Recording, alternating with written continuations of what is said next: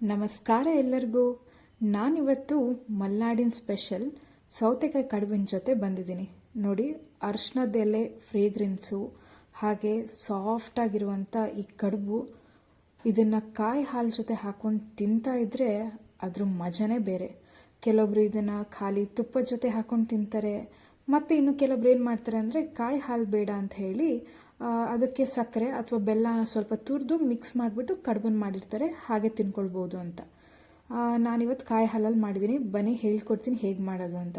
ಫಸ್ಟಿಗೆ ನಾನು ಆಲ್ಮೋಸ್ಟ್ ಒಂದು 2-2.5 kg ಆಗೋಷ್ಟು ಸೌತೆಕಾಯಿನ ತೊಗೊಂಡಿದ್ದೀನಿ. ಇದನ್ನು ನಾನು ಫುಲ್ಲಾಗಿ ಬಳಸ್ತಾ ಇಲ್ಲ, ಖಾಲಿ ಅರ್ಧದಷ್ಟು ತೊಗೊಂಡಿದ್ದೀನಿ ಅಷ್ಟೇ.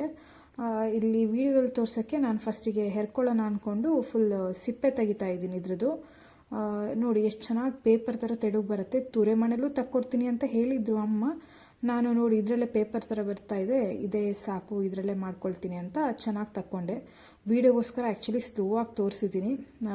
ಏನು ಹಾರ್ಡ್ಲಿ 1 ಮಿನಿಟಲ್ಲಿ ನೀವು ಇಡೀ ಸೌತೆಕಾಯಿ ಸಿಪ್ಪೆನ ತೆಗಿಬೋದು.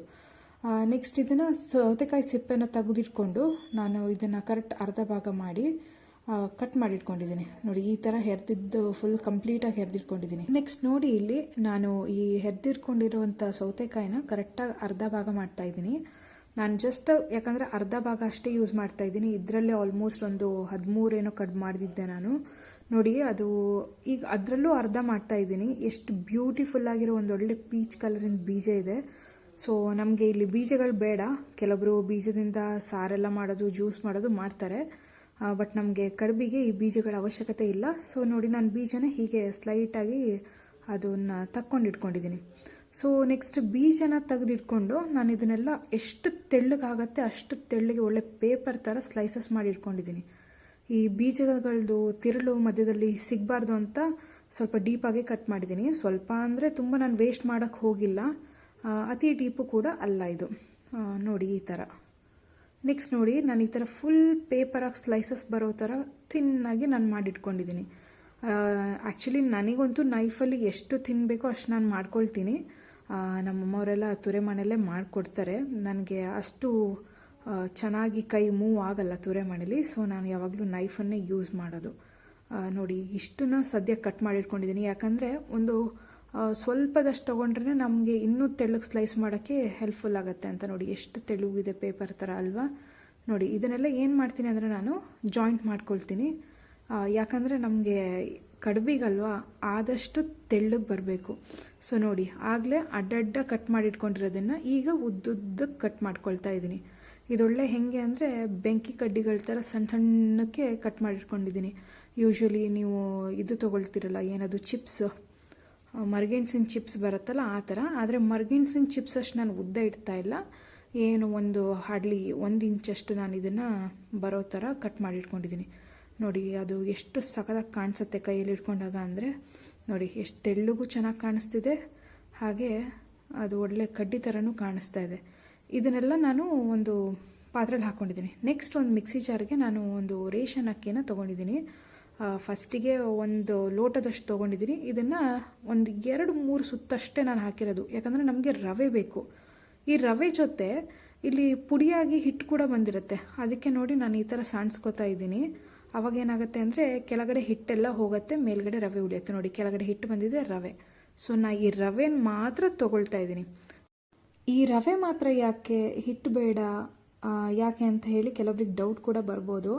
ಯಾಕೆ ಅಂತ ಹೇಳಿದರೆ ಹಿಟ್ಟು ಸಮೇತ ನಾವು ರವೆನ ಯೂಸ್ ಮಾಡಿದಾಗ ಆ ಕಡುಬು ಏನಾಗುತ್ತೆ ಅಂದರೆ ಮುದ್ದೆ ಥರ ಆಗುತ್ತೆ, ಒಂದು ಸ್ವಲ್ಪ ಗಟ್ಟಿಗೆ ಬರುತ್ತೆ, ಚೆನ್ನಾಗಿ ಅನಿಸಲ್ಲ. ಒಂಥರ ನಾವೇನಂತೀವಿ ಅಂದರೆ ಹಿಚ್ಕ ಪಚ್ಕ ಅಂತೀವಲ್ಲ, ನಮ್ಮ ಆಡು ಭಾಷೆಯಲ್ಲಿ ನಾವು ಹಾಗಂತೀವಿ, ಹಾಗೆ. ಅದಕ್ಕೋಸ್ಕರ ಬೇಡ ಅಂತ. ಸೊ ನಾನೀಗ ನೋಡಿ 1-2 ಬಟ್ಲಷ್ಟು ರವೆನ ತೊಗೊಂಡು ಹಾಗೆ ಆಲ್ಮೋಸ್ಟ್ ಅದಕ್ಕೆ ಸಮ ಆಗೋ ಹಾಗೆ ತುರಿದಿಟ್ಕೊಂಡಿಲ್ಲ, ನಾನು ಕಟ್ ಮಾಡಿ ಇಟ್ಕೊಂಡಿರುವಂಥ ಸೌತೆಕಾಯಿನ 2 ಬಟ್ಲಷ್ಟು ಹಾಕಿ, ಹಾಗೆ ಒಂದು ಹಿಡಿ ಮುಷ್ಟಿಯಷ್ಟು ಕಾಯಿ ತುರಿ, ಸ್ವಲ್ಪ ಉಪ್ಪು ಹಾಕ್ಕೊಂಡು ನಾನು ಕಲಿಸ್ಕೊತಾ ಇದ್ದೀನಿ ಚೆನ್ನಾಗಿ. ಕೆಲವರು ಕೇಳ್ಬೋದು ನನಗೆ, ಇದನ್ನು ಇಷ್ಟೆಲ್ಲ ಸರ್ಕಸ್ ಮಾಡೋ ಬದಲು ತುರಿಬೋದಿತ್ತಲ್ಲ ಅಂತ. ನಾವು ಯಾಕೆ ತುರಿದಿಲ್ಲ ಅಂದರೆ ಇದು ತುರಿದ ತಕ್ಷಣ ಏನಾಗುತ್ತೆ ಅಂದರೆ ನೀರು ಬಿಟ್ಬಿಡುತ್ತೆ. ಅದು ಕಡುಬು ಕಟ್ಟಿ ಪಾತ್ರೆಲಿಟ್ಟಾಗ ಏನಾಗುತ್ತೆ, ನೀರೆಲ್ಲ ಸುರಿದೋಗಿ ಖಾಲಿ ರವೆ ಹುರಿದು ಅದು ಡ್ರೈ ಆಗಿ ಉಳಿಯೋಗ್ಬಿಡುತ್ತೆ. ಅದಕ್ಕೋಸ್ಕರ ಸೊ ನೋಡಿ ನಾನಿಲ್ಲಿ ನೀರನ್ನು ಆ್ಯಡೇ ಮಾಡಲಿಲ್ಲ. ಜಸ್ಟ್ ಸೌತೆಕಾಯಿ ಮತ್ತು ಆ ರವೆ ಮಿಕ್ಸ್ಚರ್ನ ಹಾಕಿ ಮಾಡಿದ್ದೆ. ನೋಡಿ ಈ ಥರ ಮುಷ್ಟಿ ಕಟ್ಟಿದಾಗ ಏನಾಗುತ್ತೆ, ಆ ಸೌತೆಕಾಯಿ ಮಾಯ್ಸ್ಟ್ ಎಲ್ಲ ಇದರೊಳಗೆ ಅಕ್ಕಿ ರವೆ ಒಳಗೆ ಸೇರ್ಕೊಳ್ಳುತ್ತೆ. ಸೊ ಅದು ಹಿಡಿದಾಗ ಗಟ್ಟಿಯಾಗಿ ಕೂರುತ್ತೆ. ಸೊ ಈ ಥರ ಆದರೆ ನಿಮ್ಮದು ಕಡುಬಿಂದು ಹಿಟ್ಟು ರೆಡಿ ಆಗಿದೆ ಅಂತ ಹೇಳಿ ಅರ್ಥ. ಸೊ ಇದನ್ನು ನಾವೇನು ಮಾಡ್ತೀವಿ ಅಂದರೆ ನೆಕ್ಸ್ಟು ಅರ್ಶಿಣದ ಎಲೆನ 2 ತೊಗೊಳ್ತೀವಿ. ಒಂದು ಅಡ್ಡ ಹಾಗೆ ಉದ್ದ ಇಟ್ಕೊಳ್ತೀವಿ ನೋಡಿ. ಅವಾಗ ಏನಾಗುತ್ತೆ ಅಂದರೆ ಮಿಡ್ಲಲ್ಲಿ ಒಂದು ಸ್ಕ್ವೇರ್ ಆರ್ ರೆಕ್ಟ್ಯಾಂಗಲ್ ಶೇಪಲ್ಲಿ ಫಾರ್ಮ್ ಆಗುತ್ತೆ. ಸೊ ಆ ಝೋನಲ್ಲಿ ನಾವು ಆಲ್ರೆಡಿ ಮಾಡಿಟ್ಕೊಂಡಿರುವಂತಹ ಈ ಕಡುಬಿನ ಮಿಕ್ಸರ್ನ ಸೊ ಮಧ್ಯದಲ್ಲಿ ಇಡ್ತೀವಿ. ಆ ಝೋನಲ್ಲಿ, ಆ ಸ್ಕ್ವೇರ್ ಫಾರ್ಮಲ್ಲಿ ನೀಟಾಗಿ ಜೋಡಿಸ್ಕೊಂಡು ನೋಡಿ ಕರೆಕ್ಟಾಗಿ ಒತ್ತಬೇಕಂತ ಏನು ಅವಶ್ಯಕತೆ ಇಲ್ಲ. ಸೊ ನಾನು ಅದ್ರ ಸಾಕಾಗತ್ತೋ ಇಲ್ಲೋ ಅಂದ್ಕೊಂಡು ನೋಡ್ಕೊಂಡು ಇನ್ನೊಂದು ಸ್ವಲ್ಪ ತೊಗೊಂಡಿದ್ದೀನಿ. ಸೊ ಈ ತುದಿನ ಒಂದು ಸೈಡ್ ತುದಿನ ಮಡಚಿ ನೆಕ್ಸ್ಟ್ ಸೈಡ್ ತುದಿನ ಮಡ್ಚ್ಕೊಂಡಿದ್ದೀವಿ. ಸೊ ಅದು ನೆಕ್ಸ್ಟ್ ಏನು ಉಳಿಯುತ್ತೆ ಅಂದರೆ ಉಳಿದಿರೋ 2 ಸೈಡ್ ಎಲೆಗಳನ್ನು ಹಾಗೆ ಅದನ್ನು ಕೂಡ ಇದ್ರ ಜೊತೆಗೆ ಫೋಲ್ಡ್ ಮಾಡ್ತೀವಿ. ಫೋಲ್ಡ್ ಮಾಡಿದಾಗ ಏನಾಗುತ್ತೆ ಅಂದರೆ ಅದು ಫುಲ್ ಕವರಪ್ ಆಗುತ್ತೆ, ಯಾವ ಕಡೆಯಿಂದನೂ ಸೋರಲ್ಲ ನೋಡಿ. ಫುಲ್ ಪ್ಯಾಕ್ಡ್ ಆಗಿದೆ. ಅದು ಸೋರೋ ಚಾನ್ಸಸ್ ಇರುತ್ತೆ ನೀರು ಜಾಸ್ತಿ ಆದರೆ, ಬಟ್ ರವೆ ಬೀಳುವಂಥ ಚಾನ್ಸಸ್ ನೋಡಿ ಎಲ್ಲೂ ಇರಲ್ಲ. ಅದು ಫುಲ್ ಕಂಪ್ಲೀಟಾಗಿ ಪ್ಯಾಕ್ಡಪ್ ಆಗಿದೆ. ಸೊ ಇದನ್ನು ನಾನು ಇಡ್ಲಿ ಬೇಯಿಸೋ ಪಾತ್ರೆಯಲ್ಲಿ ಕೆಳಗಡೆ ನೀರಿಟ್ಟು ಕುದಿಸೋಕ್ಕಿಟ್ಟಿದ್ದೆ. ಈ ಥರ ಮಾಡಿಟ್ಕೊಂಡಿರುವಂಥ ಕಡುಬನ್ನೆಲ್ಲ ನಾನು ನೀಟಾಗಿ ಒಂದೊಂದೇ ಜೋಡಿಸ್ತಾ ಇದ್ದೀನಿ. ನಿಧಾನಕ್ಕೆ ನೋಡ್ಕೊಂಡು ಜೋಡಿಸ್ಕೋಬೇಕು, ಯಾಕಂದರೆ ಅಲ್ಲಿ ಸ್ಟೀಮ್ ಆಗೋಕ್ಕಂತ ಹೋಲ್ಸ್ ಇರ್ತವೆ. ಅವನ್ನೆಲ್ಲ ನೀವು ಕಂಪ್ಲೀಟಾಗಿ ಕವರಪ್ ಮಾಡಿದ್ರೆ ಬಿಸಿ ನೀರಿಂದು ಶಾಖ ಮೇಲ್ಗಡೆ ಬರೋಕ್ಕೆ ಜಾಗನೇ ಇರೋದಿಲ್ಲ. ಆವಾಗ ಏನಾಗುತ್ತೆ ಅಂದರೆ ಕಡುಬುಗಳು ಬೇಯೋದಿಲ್ಲ. ಸೊ ನೋಡಿ ನಾನಿಲ್ಲಿ ಅಡ್ಜಸ್ಟ್ ಮಾಡ್ಕೊಳ್ತಾ ಇದ್ದೀನಿ. ಹೋಲ್ಸ್ ಇರೋ ಕಡೆ ಸ್ವಲ್ಪ ಗ್ಯಾಪನ್ನು ಬಿಟ್ಟು ನಾನು ಇಡ್ತಾಯಿದ್ದೀನಿ ನೋಡಿ. ಈ ಥರ ಇಟ್ಟರೆ ಏನಾಗುತ್ತೆ ಅಂದರೆ ಮಧ್ಯದಲ್ಲಿರೋದು ಬೇಯೋದೇ ಇಲ್ಲ. ಮಧ್ಯದ ಸ್ಪಾಟಲ್ಲಿ ಬೇಯ್ಬೋದು, ಆ ಸೈಡ್ ಝೋನಲ್ಲೆಲ್ಲ ಅದು ಬೇಯೋದೇ ಇಲ್ಲ.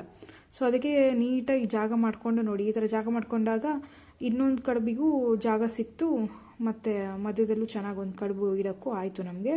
ಸೊ ನಾನು 6 ಹಾಕಿ ಇದನ್ನು ಮುಚ್ಚಿಬಿಟ್ಟು ಒಂದು 20 to 25 ಮಿನಿಟ್ಸ್ ನಾನು ಹಬೆಯಲ್ಲಿ ಬೇಯಿಸ್ಕೊಂಡಿದ್ದೀನಿ.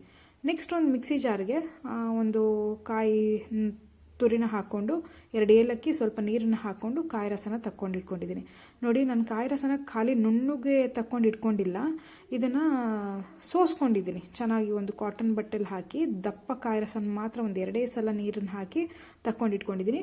ಅದಕ್ಕೆ ನಾವು ನಮ್ಮ ಮನೇಲಿ ಯೂಶ್ವಲಿ ನೋಡಿ ಜೋನಿ ಬೆಲ್ಲನ ಯೂಸ್ ಮಾಡ್ತೀವಿ. ಜೋನಿ ಬೆಲ್ಲನ ಹಾಕಿದ್ದೀವಿ.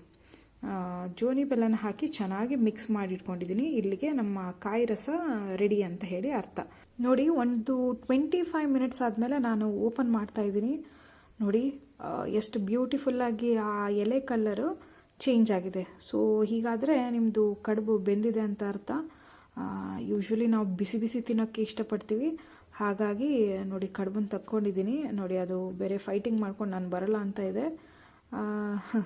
ಆಮೇಲೆ ನೆಕ್ಸ್ಟ್ ಇದನ್ನು ನಾನೊಂದು ಪ್ಲೇಟಲ್ಲಿ ಹಾಕ್ಕೊಂಡು ಎಲೆಯಿಂದ ನಿಧಾನವಾಗಿ ಬಿಡಿಸ್ಕೊಂಡಿದ್ದೀನಿ.